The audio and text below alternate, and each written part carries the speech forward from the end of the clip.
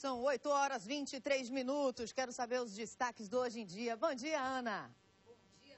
No Hoje em Dia, desta quarta-feira, daqui a pouquinho a gente vai mostrar uma história de superação no estúdio. A gente vai mostrar a realidade das crianças que vivem nas sinaleiras, pedindo dinheiro, pedindo comida, né? O drama dessas famílias, o drama dessas crianças. E no estúdio, a gente vai trazer uma ex-moradora de rua, Mona Lisa Nunes, que vai contar a sua história de superação. Hoje, ela é estudante da UFBA. Então, daqui a pouquinho, no estúdio do Hoje em Dia, a gente vai mostrar essa história de superação. E também vamos mostrar todos os detalhes da primeira instalação da base comunitária no bairro do Calabá. Teremos também um representante desse bairro contando, né, o que acha dessa instalação, o que ele acha, o que ele espera de melhora para o bairro do Calabá. Então, todos os detalhes, a nossa repórter Luana Brito já está no local para trazer isso no Hoje em Dia, que começa logo mais às 11h20. E você já sabe, tem uma página no nosso portal, japoonline.com, vai lá no blog do Hoje em Dia. Dani.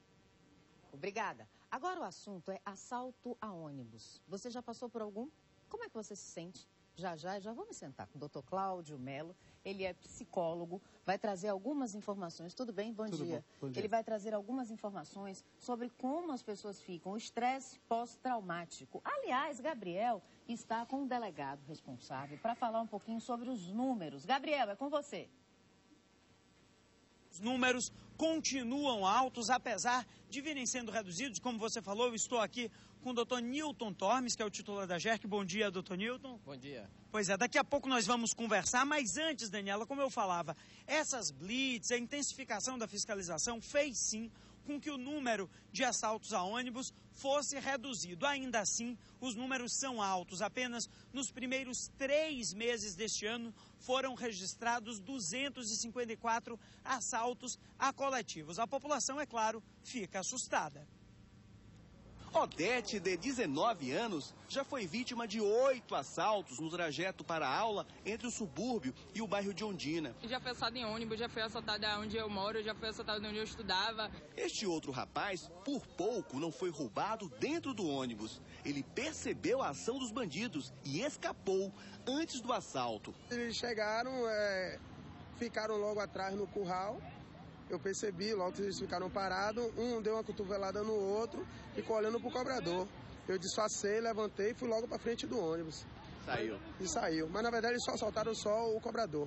É comum encontrar pessoas que já foram vítimas ou conhecem alguém que passou por um assalto dentro do ônibus. Eu já fui testemunha de coisas muito feias, tipo assim, agressões, abordagens muito feias mesmo, muito agressivas. Às vezes com arma, com faca, às vezes são pessoas que usando drogas, aí sempre a gente tem medo, receio, né? Segundo a Secretaria de Segurança Pública do Estado, só nos primeiros 3 meses de 2011 foram registrados 254 assaltos a coletivos em Salvador.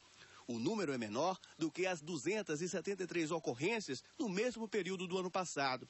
Os motoristas e cobradores são as maiores vítimas desse tipo de violência, que assusta a maioria da população. Fica o trauma. Fica, com certeza, claro. Ninguém vai esquecer a abordagem de uma pessoa que não tem nada para perder.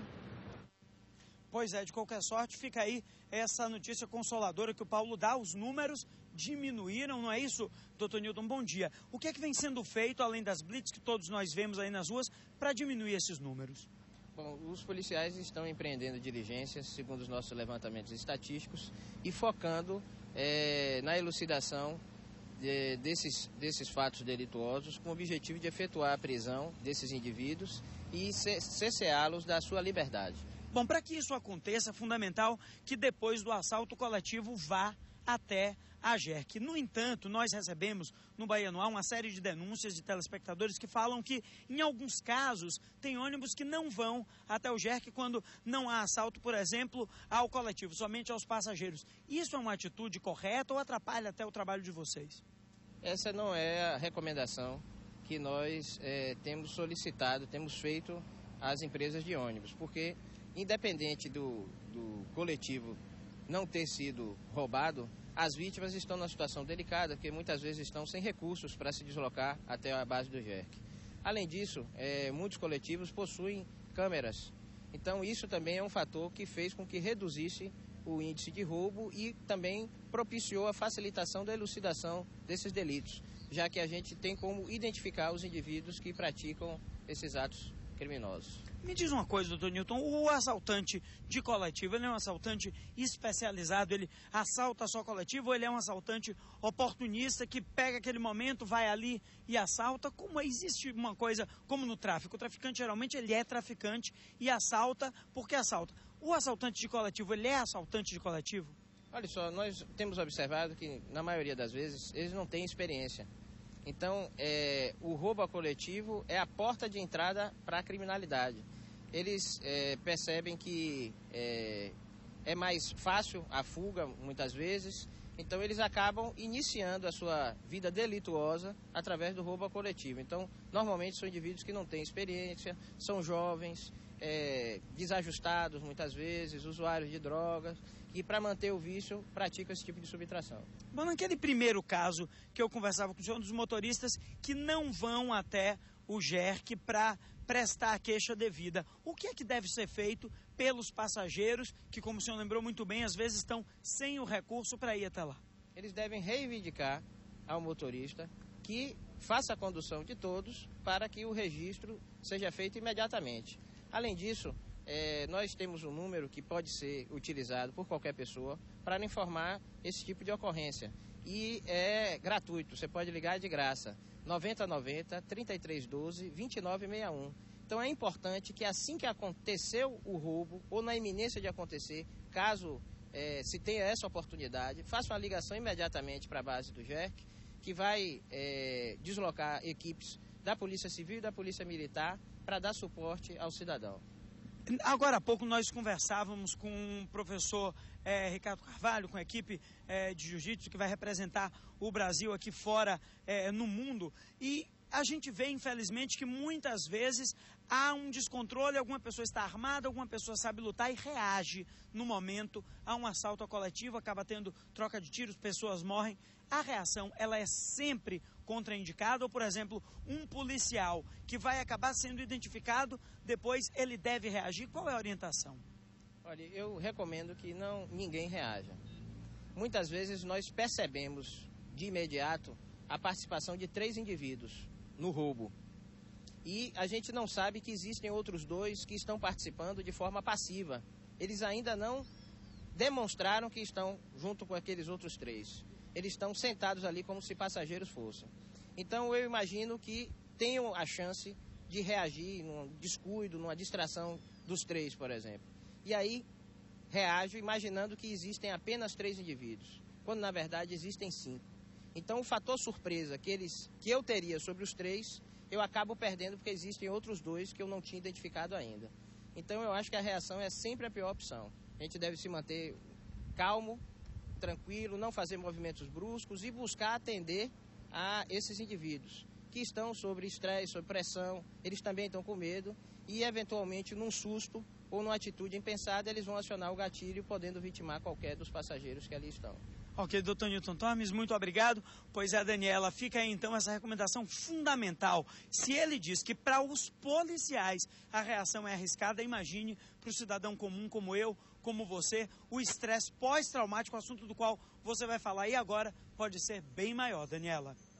Obrigada, Gabriel. Bem, na verdade, doutor Cláudio Melo é psicólogo, veio aqui falar sobre o estresse pós-traumático. Ele acontece, eu acho que em relação às diversas situações, não só o assalto a ônibus. A gente vê violência de todas as maneiras, silenciosa ou não. Em primeiro lugar, quais são os sintomas do estresse pós-traumático? Bem, inicialmente o que nós observamos são pessoas que começam a desenvolver o que nós chamamos de sintomas agudos do estresse. Nervosismo, comportamento de esquiva das situações que são traumáticas, mas posteriormente esses sintomas agudos podem se agravar e começar a desenvolver sintomas como depressão, fobias, quadros generalizados de medo, você começa a ter medo até de uma sombra que passa próximo a você. Então você vai observando que esses sintomas vão se tornando mais crônicos e vão se transformando em outras patologias, como a própria ansiedade, a própria depressão. E como é que as pessoas devem se comportar depois de sofrer um assalto em um ônibus, em um carro, alguma situação de violência? Sem dúvida nenhuma, a não reagir, se manter calmo no momento e, posteriormente, procurar falar sobre isso. É muito importante você falar sobre isso. Isso dá um trabalho que nós chamamos de um trabalho de catarse. Quando você fala, você discute com isso com outras pessoas. Tanto que eu trabalho em grupos onde as pessoas falam do que aconteceu com elas e isso tem um efeito de melhora muito grande, de alívio. Se um quadro começa a se tornar um quadro mais agudo, é necessário mesmo a busca de profissionais mesmo que possam lhe ajudar a lidar com essa situação. Em alguns casos, vocês utilizam medicamento, é necessário também, ou só a conversa resolve? Não, às vezes é necessário. Quando você começa a perceber que os sintomas de ansiedade, de fobia, de depressão, começam a mudar a vida da pessoa, a rotina da vida da pessoa, então é necessário realmente que você entre com algum tipo de medicação, porque apenas o trabalho psicoterapêutico ou a própria elaboração do processo traumático não está sendo feito naturalmente. Então é necessário entrar com algum tipo de medicação, às vezes um antidepressivo, que não necessariamente que a pessoa tenha uma depressão, mas às vezes os médicos, os psiquiatras costumam usar o antidepressivo como para apaziguar aqueles sintomas maiores. Ô, doutor, como se prevenir? Por exemplo, aqui a gente trabalha com algumas notícias nada agradáveis. Eu, como jornalista, com mais de 10 anos de carreira, às vezes eu fico realmente com meu coração angustiado. Aí o que eu faço? Eu olho belas paisagens, eu ouço boas músicas, eu leio coisas edificantes. Nada de miséria eu quero saber, porque para mim aflige o meu coração. No dia a dia, já que a gente tem que enfrentar essas situações, esses riscos, no dia a dia, como as pessoas devem se comportar para ter o equilíbrio necessário se em algum momento tiver que passar por isso? É curioso isso, porque nós observamos um mal-estar generalizado. Inclusive em sociedades em que a violência não está tão aguda como na nossa, nós vamos ver também que há outros tipos de mal-estar. Angústias, depressões, suicídios sem motivo aparente. Ou assassinatos também. Exatamente. Uma pessoa entra numa escola e mata diversas pessoas sem motivo nenhum em países desenvolvidos que a violência não é tão grave como na nossa sociedade. Então, começamos a ter uma necessidade de encontrar um motivo, uma explicação para esse mal-estar. E, às vezes, ficamos presos na televisão, diante da televisão, vendo esses horrores, vendo essas coisas que acontecem, e se multiplica programas que começam a trazer isso, exatamente como uma forma de dar conta disso, de explicar. Então isso é motivo da violência, a culpa é da violência, a culpa é porque não tem policiamento. Então vai culpabilizando tudo. Mas, na verdade, isso vem de um mal-estar que é inerente ao ser humano, que muitas vezes não é trabalhado. Eu acho que situações como essa, nesse instante estavam falando de luta, eu acho interessante você praticar uma arte marcial, você ter algum tipo de hobby como a arte, você poder ter espaços em que você possa conviver socialmente, pacificamente. Liberar essa energia, exatamente, de outra forma. Doutor, tem serviço público de psicólogo, serviço de apoio mental, psicológico para vítima de estresse pós-traumático? Olha, isso é uma coisa precária, porque os nossos serviços hoje só trabalham com pessoas com doenças, patologias mais graves, como psicose, transtorno bipolar.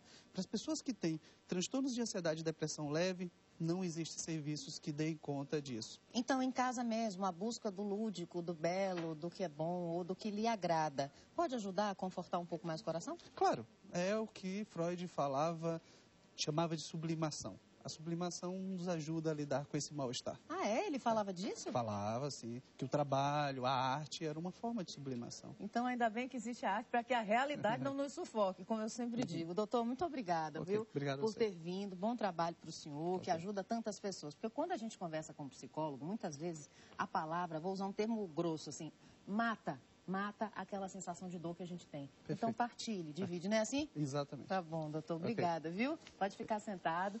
Minha gente, ótimo dia para vocês. Nos encontramos amanhã. Antes, outra notícia ruim, ó. 2 crianças morreram afogadas. Uma criança em um criatório de peixes abandonado no Parque das Mangabas, Camaçari. Um menino de 8 anos, Sineones Santos Alves, estava com um amiguinho de 6. Os 2 caíram dentro do criatório de peixes abandonado. Um morreu.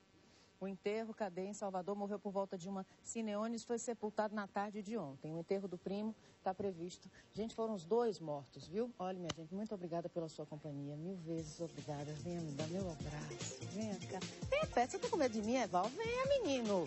Venha cá, que é um abraço de muito obrigada, obrigada, obrigada. E até amanhã às 6h30. Fica agora com Fala Brasil. Eu espero amanhã, viu? Até lá.